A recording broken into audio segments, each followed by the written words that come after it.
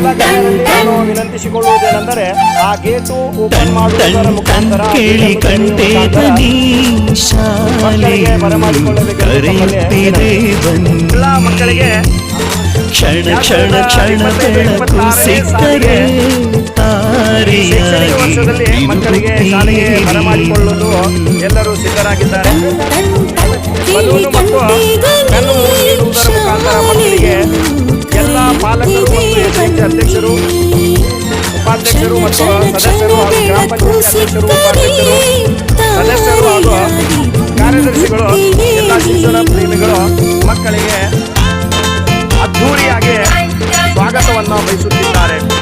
ಶಾಲೆಗೆ ಈ ಮುಂದು ಮಕ್ಕಳು ಒಂದು ಹೊಸ ಚೈತನ್ಯ ತುಂಬುವಂತಾಗಲಿ ಎಂದು ನಾವೆಲ್ಲರೂ ಹಾರೈಸೋಣ. ಈ ಮಕ್ಕಳ ಭವಿಷ್ಯ ಮತ್ತು ಪುಸ್ತಕವೆಲ್ಲ ಶಾಲೆ ಕೊಡುವುದು ಸಮವಸ್ತ್ರ ಕೂಡ ನಿಮ್ಮ ಶಾಲೆ ಕೊಡುವುದು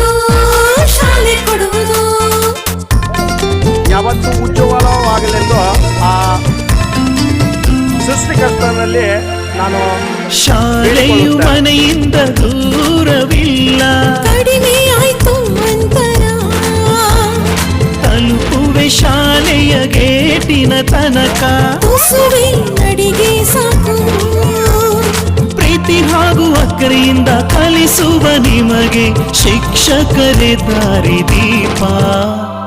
ನಿಜ ನಿಜ ನಿಜ ಇದುವೇ ನೀತಿಯು, ಶಿಕ್ಷಕರು ಮಕ್ಕಳಿಗೆ ಶಿಕ್ಷೆಯ ನೀಡೋದಿಲ್ಲ. ಟನ್ ಟನ್ ಟನ್ ಕೇಳಿ ಗಂಟೆದನಿ, ಶಾಲೆಯು ಕರೆಯುತ್ತಿದೆ ಬನ್ನಿ.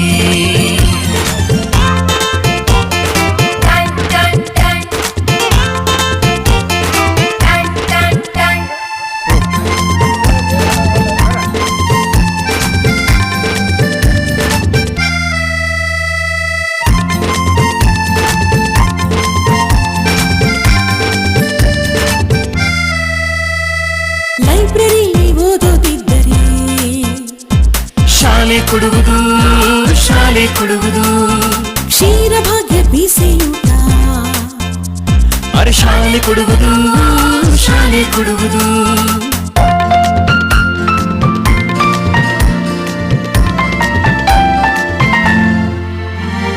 ಪಾಠದ ಜೊತೆಗೆ ಆಟ ಕೂಡ ಮಕ್ಕಳೇ ನಿಮಗೆ ಇದೆ.